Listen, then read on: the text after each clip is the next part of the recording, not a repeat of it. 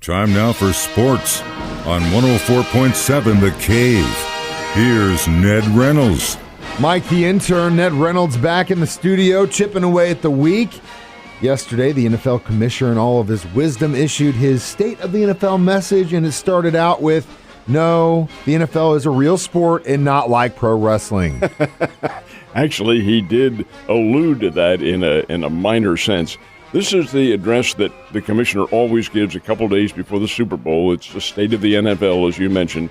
And this time his subject matter really was predictable, considering everything that's been happening within the NFL. Commissioner Goodell said that they being the league, will not tolerate racism. Well, that goes without saying. They have it in the end zone, no racism, erase it, abandon it, all that sort of thing. So that was a given. Hiring practices, there will be no discrimination, but again, that's a federal law. So he's just reiterating the fact that the NFL will follow this. And then he said there will be no player misconduct. Of course, this comes on the heels of Alvin Kamara at the Pro Bowl. And get this is Did you watch video of that? Did you see the video of that thing? Have not, but apparently it's pretty graphic. It's really. I mean, he alleged like this guy was all over him. You watch a video. Him and his team didn't want this guy on an elevator with him, and when he was like, "What are you doing?" They let him out, and it's just like, "Are you kidding me, man?" But I've always kind of felt that was Alvin's MO anyway, so I'm not really too surprised. What's interesting about it is this happened the night before the Pro Bowl, and he was accosted by the police and arrested. Oh, yeah, he was. They beat him down. He made a deal with him. He said, if you will allow us to arrest you after the Pro Bowl game, we'll let you play. And Kamara said, yeah, that's okay. And he did, and he followed through with it. What kind of justice is that? But, Las Vegas PD, that's what kind of justice that is. Whatever it is. Protect your tourism at all costs. NFL is not going to tolerate anything like that. No player misconduct, nothing along those lines. He being Goodell, did have an interesting comment to make. The NFL will be returning to Europe next year, but not to London, where they have played. London is still in the mix for future years, but this time the NFL is going to play in Munich, Germany. The teams, yet to be decided. But the NFL will have one game in Munich, and then in ensuing years, Frankfurt, Germany, Munich again, and then London will be back in it. The NFL just trying to roll to the European continent with their football. Just that announcement was the biggest thing to me. Was like all the other stuff, like you said, was Roger just tooting his own horn.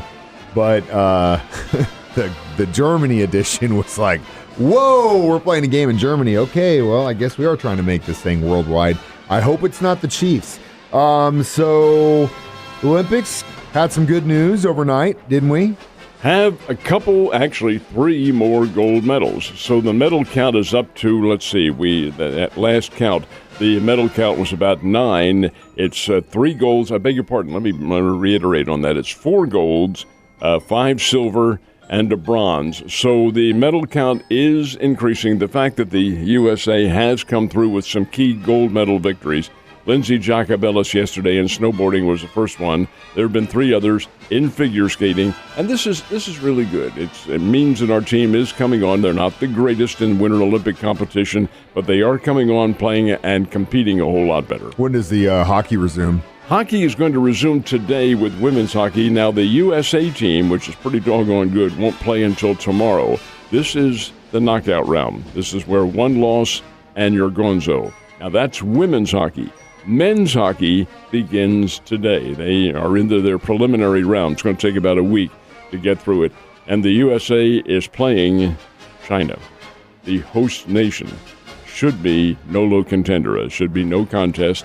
You never can tell on Chinese ice, and no, that's unfair to say. It is a home nation advantage, but the USA team, while they aren't the NHL, are still pretty good. Yeah, some dirty things been happening at those Olympics so far, so watch out, Team USA, get that dub. Last but not least, I know we got one more game to play on Sunday between Cincinnati and LA, but after that, we're looking to the future, and the next thing on the list will be the Scouting Combine. And it's beautiful the way the NFL programs that. This is what we've said all along now. That's why the NFL's number one. It's because they program, they market their whole league with absolute superb direction.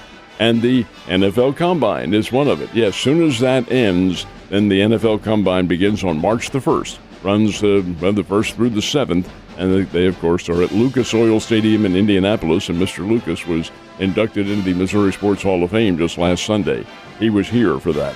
So this is a very interesting set of directions that the NFL has. This is where all the players, they competed in the Senior Bowl game, one of whom was a Bear. Also in the collegiate pro game that they have out in Pasadena. These are all all-stars in game competition. Now we're seeing what their physical condition is with the jump and the sprint and the IQ test and everything else that they give them at this combine. It's all part of NFL marketing. And it's a brilliant thing. That's why they're number one. It just keeps you talking about the moves and the wants and the trades and the draft, and it's coming, man. 2 months. And the Bears played last night. Tell me they got the dub. They did. Awesome. At the very end of the game. And this leads one to be very encouraged by the way the Bears played, because they were behind by as many as 8 points late in the second half and came back and won it 66-62. Gage Brim was the big scorer. Mosley, who's been hot here for the last several weeks, held to 14 points. I think the teams have changed their defenses and gone back now to concentrating on Prim. Nonetheless, Gage Prim had 21 points, but he was not the factor in the final minute and a half. The Bears brought in Jamonte Black, who is, he and Mosley are buddies and all this sort of thing. He's from Columbia Rockbridge, as is Mosley. Jamonte Black comes in off the bench and finishes the game with 6 points, and all 6 were scored in the final minute and a half of the game, including 4 from the foul line, key foul shots. And the Bears, who had tied the game on dunk by Prim, go ahead and win the game in regulation, 66-62. That's a really big win on Drake's home court. Drake is pretty good, but on their home court, they're especially tough. They had about 3,400 fans in attendance at the Knapp Center. That's a good crowd for them, raising all sorts of noise and carrying on and so forth. The Bears withstood it and came away with a win. That is a biggie. And all those fans had to leave mad. That's even better. So that leads me to my next question, where the Bears at in the standings right now. Big shakeup in the Missouri Valley after games last night. Loyola, the number 1 team, got knocked off. They were beaten by Bradley. It looks like a big upset. Well, it is. It is an upset. But Bradley's not all that bad. They can play the game, and they beat Loyola, knocked Loyola out of first place. The new first-place team in the Valley is Northern Iowa. They are 10-3, and they had a win last night. Loyola drops down to number 2. The Bears are now number 3 in the Missouri Valley Conference at 9-4. And the Bears play Saturday against Valparaiso, a team, it's here in town. The Bears should be able to beat them. There are no givens, understand that, but the Bears should be a favored team. Drake drops down to 4th, and Bradley is in 5th place, and then the rest of the league is under 500. But this is pretty good. This sets up a great tournament coming up in St. Louis, which will be beginning the first weekend in March. And this will be a lot of fun, because the winner of that one is going to be the representative, of course, to the NCAA National Tournament, and maybe the only Valley team in the tournament. We'll have to wait and see how that morphs out as far as the committee's concerned. But a big win for the Bears, and they are now 3rd and making inroads. You got lucky Bradley winning that game, but really it's like those early losses we talked about coming back to haunt you, because there was at least 2 games that I really think they should have won. Now you're talking about a whole nother situation if they win those games. When the committee, if the Bears are among those in the bubble, so to speak, when the committee looks at that, and I hate to say this, I really do, but when they look at that opening game with Southeast Missouri, and I know that's your area, but they're not very good. Look at that loss, which was here in town, and then look at an opening conference loss to Illinois State, which is an also-ran. That doesn't resonate very well. Not looking too good. Well, hey man, I've been here in Springfield longer than I was in Cape, so now this is my home court. Last but not least, speaking of courts, when does Jury play basketball again? How about tonight? The Lady Panthers will play at 5:45. Lady Panthers are really good, folks. They're nationally ranked. They're not number 1. They've lost a couple of games, but I wouldn't be at all surprised to see them make a lot of noise in the national tournament. They play at 5:45, and then the Panthers, who are coming off a win over William Jewell earlier this week, are back in action about 7:45. Both hosting teams from southern Indiana. Southern Indiana University is in Evansville. They have been a national champion in Division II. They've been a strong contender in the Great Lakes Valley Conference. Very good.